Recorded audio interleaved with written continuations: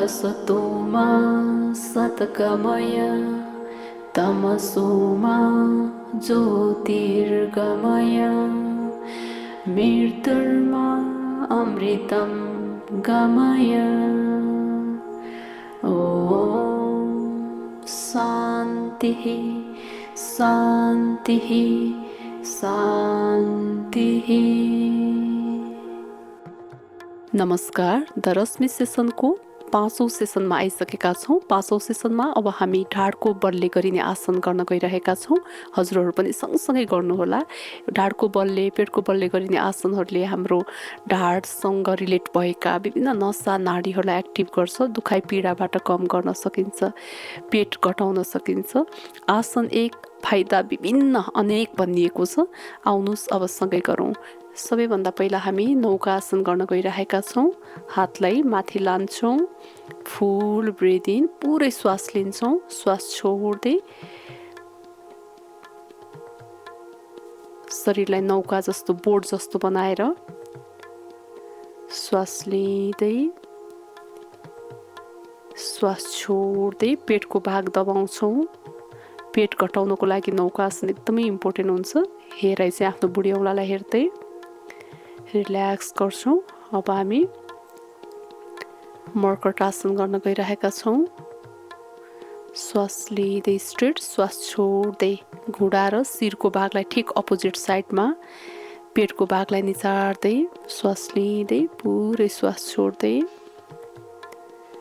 हातलाई फिजाउन नि सकिन्छ, शिरमाथि लगेर राख्न सकिन्छ। एकदमै ढाडको दुखाइहरू हुनेले पनि गर्न सक्छौँ। श्वास लिँदै स्ट्रेट, श्वास छोड्दै पुरै हेराइ यताको साइड, अपोजिट साइडमा घुँडा, श्वास लिँदै स्ट्रेट, श्वास छोड्दै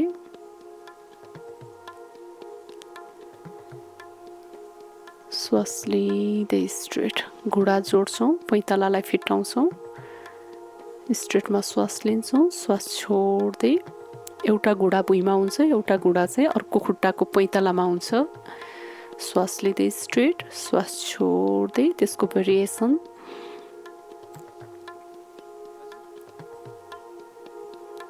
कहाँ कहाँ फिल भइरहेको छ त्यो फिलिङ्स गर्दै एकदमै फिल गर्दै आफ्नो बडीमा भएको स्ट्रेचिङहरूलाई पनि एकदमै ध्यान दिँदै फेरि श्वास छोड्दै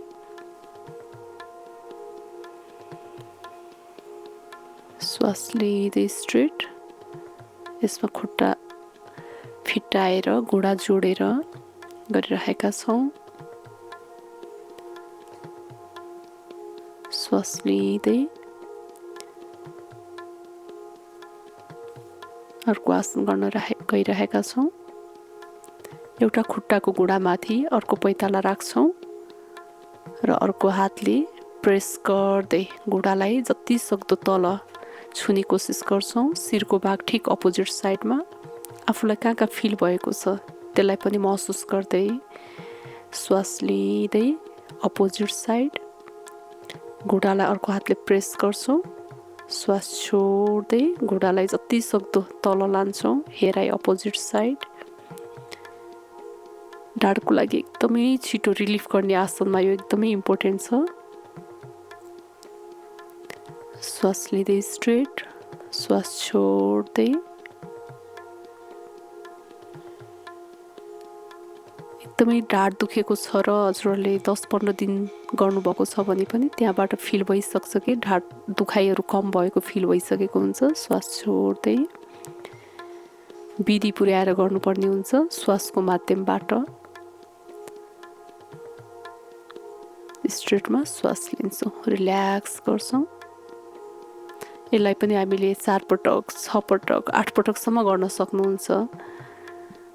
मैले यहाँ 2 पटक गरेछु। पवनमुक्त आसन, स्ट्रेटमा श्वास लिन्छौँ, निचार्दा पुरै श्वास छोड्छौँ। स्ट्रेटमा पुरै श्वास लिने, निचार्दा पुरै श्वास छोड्ने। चिउडोको भागले, नाकको भागले घुँडा छुने कोसिस गर्छौँ जति सकिन्छ, सक्नेले छुने। श्वास लिँदै पुरै श्वास छोडेर प्रेस गर्छौँ, पेटको भाग दबाउँछौँ। स्ट्रेटमा श्वास लिन्छौँ, full breath in, full breath out. पेट बढ्न पनि दिँदैन,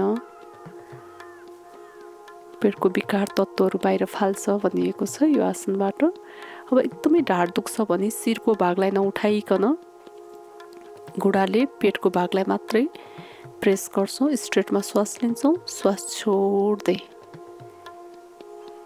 ढाड दुख्नेले चाहिँ शिरको भागलाई, गर्दनको भागलाई प्रेसर नदिनु होला। गर्दनको भाग दुख्नेले पनि आफ्नो शरीरको अवस्था हेरेर, हामीले पटक पटक भनिरहेका छौँ, शरीरको अवस्था हेरेर योग गरिदिनु होला। सबैको लागि जबरजस्ती हुँदैन।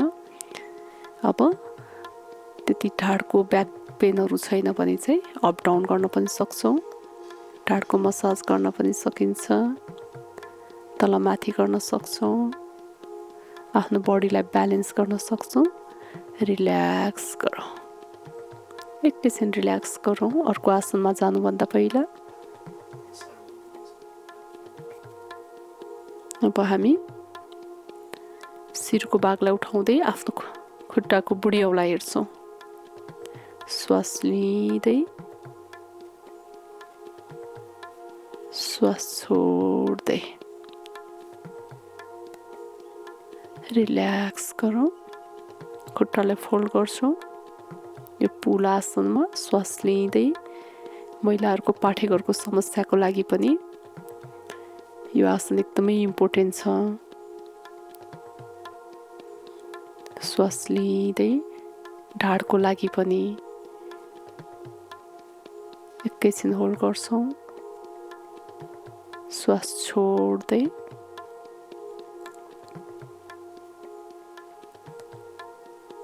यसैमा नयाँ साधकहरू हुनुहुन्छ भने यो चक्र आसन चाहिँ गर्नु पर्दैन, तर बिस्तारै बिस्तारै प्र्याक्टिस गर्दै गरिराख्नु भएको छ भने, आसनहरू गरिराख्नु भएको छ भने चाहिँ बिस्तारै आसनहरू, पोजहरू बढाउँदै जान सकिन्छ। रिल्याक्स गरौँ, रिल्याक्स गरौँ। अब हामी एउटा खुट्टा दाहिने खुट्टा देब्रे हातले समात्छौँ, सकिन्छ भने घुँडा छुने कोसिस गर्छौँ, त्यसलाई क्रसमा लान्छौँ, हेराइ अपोजिट साइड। अर्को हात चाहिँ अर्को साइडमा फिजाका छौँ। श्वास लिँदै छोड्दै अर्को खुट्टा त्यसको अपोजिटको हातले समात्छौँ, बिस्तारै घुँडा छुने कोसिस गर्छौँ,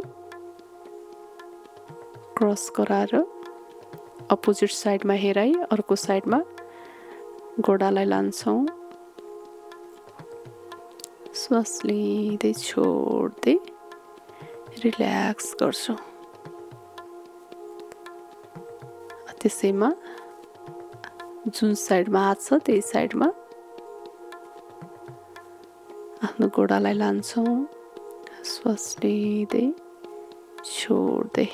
एकदम गाह्रो भएको स्किप गर्न सकिन्छ, गाह्रो भएको आसनहरू सुरुको अवस्थामा, तर गर्दै जाँदाखेरि आसनहरू बढाउँदै लान सकिन्छ। तर जबरजस्ती नगरिदिनु होला, बिस्तारै बिस्तारै बानी पार्नु पर्ने हुन्छ। जबरजस्ती गर्दा गाह्रो हुन्छ। हामीले यसरी खुट्टा माथि राखेर यसरी टेक्न सक्छौँ। यो पनि ढाड दुखाइ कम गर्नको लागि गरिने आसन। अपोजिट साइड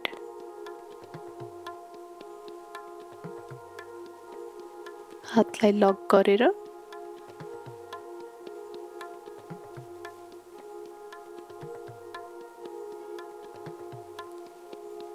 रिल्याक्स गर्छु।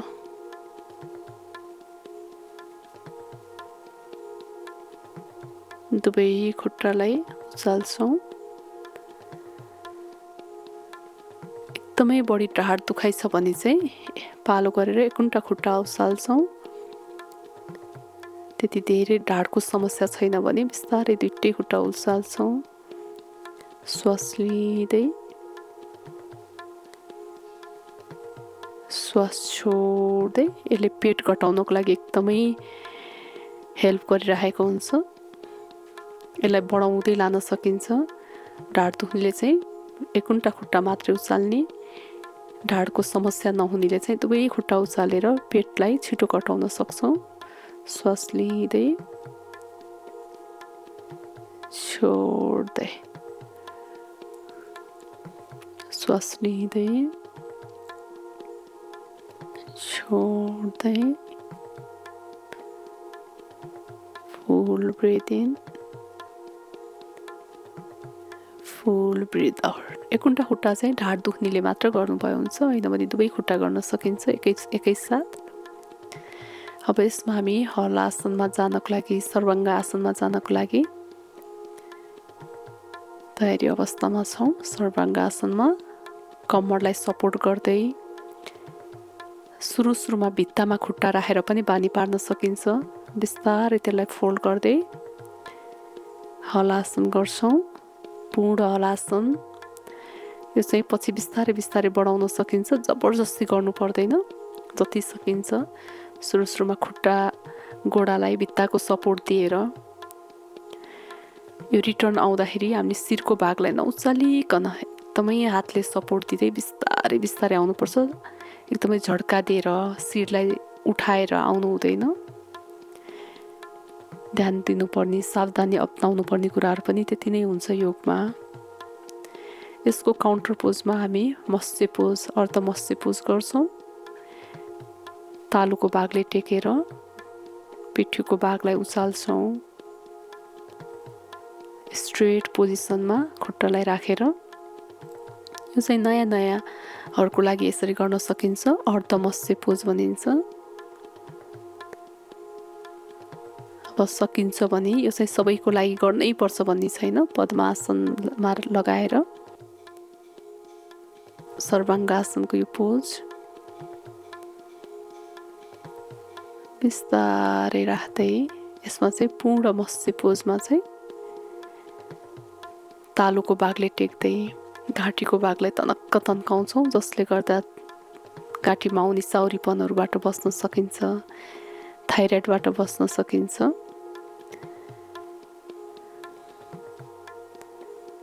रिल्याक्स गर्छौँ। अब हामी साइक्लिङ गर्छौँ। बिस्तारै ढाडको समस्याहरू, कुनै पनि नसाको सम्बन्धी समस्या छ भने बिस्तारै हातलाई तल सपोर्ट दिएर गर्छौँ भने हातलाई पनि सँगसँगै लगेर गर्न सकिन्छ। उल्टो सुल्टो दुवै गर्छौँ श्वास प्रश्वासको तालमा। अब एकदमै पेट घटाउन मन छ, ढाडको समस्या छैन, गर्दनको समस्या छैन भने हामी दायाँ बायाँ कुइनोबाट क्रस गरेर फास्टमा पनि गर्न सक्छौँ। यसमा चाहिँ सावधान रहनुपर्छ। ढाडको समस्या, गुडाको समस्या, गर्दनको समस्या उनीहरूले चाहिँ नगर्नु होला। अरू सबैले गर्न मिल्छ।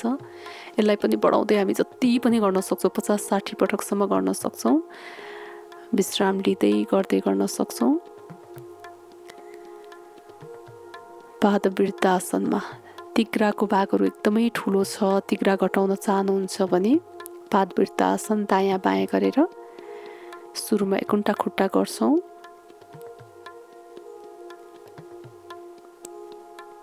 अर्को खुट्टाको पनि गोलो गोलो गरेर घुमाउँछौँ। हिपको भाग, तिघ्राको भाग घटाउनु छ भने यो आसन एकदमै इम्पोर्टेन्ट छ। होइन भने यसलाई स्किप गर्नु पनि सकिन्छ। अब दुवै खुट्टा गर्दा चाहिँ ढाडको समस्या नभएकोहरूले गर्न सक्छौँ। बिस्तारै 1-2 राउन्ड गर्दै रिल्याक्स गर्दै अपोजिटबाट गर्दै श्वास लिँदै छोड्दै माथि आउँदा श्वास लिन्छौँ, तल जाँदा श्वास छोड्छौँ, रिल्याक्स गर्छौँ। हामी सम्पूर्ण आसनहरू गरिसकेपछि योग निद्रा गर्छौँ। थोरै खुट्टा फिट्टाउँछौँ, हात गेलालाई आकाशतर्फ फैलाउँछौँ। श्वास लिँदै छोड्दै बन्द आँखा मनको सङ्कल्प शक्तिद्वारा ध्यान शरीरको एक अङ्गमा केन्द्रित गर्छौँ। ती अङ्गहरू यति आराम गरिरहेका छन्, स्वस्थ भइरहेका छन् भन्दै हामी खुट्टाका पैतालाहरू, औँलाहरू, कुर्कुच्चा, गोलीगाँठा, नलीहड्डी, पिरुला, दुवै खुट्टाका गुडाहरू, तिघ्राहरू, हिपको भाग, कम्मरको भाग, मेरुदण्डको भाग, सम्पूर्ण ढाडहरू, कुमहरू, हात, पाखुरा, हत्केलाहरू, छातीको भाग, घाँटीको भाग, पेटको भाग असीम आनन्द प्राप्त गरिरहेको महसुस गर्छौँ। त्यस्तै शिरको भागमा समेत असीम आनन्द प्राप्त भइरहेको छ। तालुको भाग, निधार, दायाँ कन्चट, बायाँ कन्चट, दायाँ आँखा, बायाँ आँखा, दुवै गालाहरू, नाक, मुख, जिब्रो, शिरको पछिल्लो भाग, शरीर यति फुर्तिलो भएको छ। मानसिक पीडाबाट मुक्त भएका छौँ। आनन्द मात्रै छ। शरीर स्वस्थ छ भनेर एकदमै प्रसन्न भावमा आउँदै बिस्तारै खुट्टाका औँलाहरू चलाउँछौँ, हातका औँलाहरू चलाउँछौँ। बिस्तारै बिस्तारै देब्रे कोल्टो हुँदै उठ्छौँ। हामीले यो आसनहरू गरेर योग निन्द्राबाट एकदमै रिल्याक्स महसुस गर्दै शरीरलाई हल्का भएको, मनलाई आनन्द प्राप्त गरिसकेका छौँ। अब अर्को सेसनमा हामी अन्य प्राणायामको पाठहरू लिएर आउने नै छौँ। प्रतीक्षा गर्नुहोला। Thank you.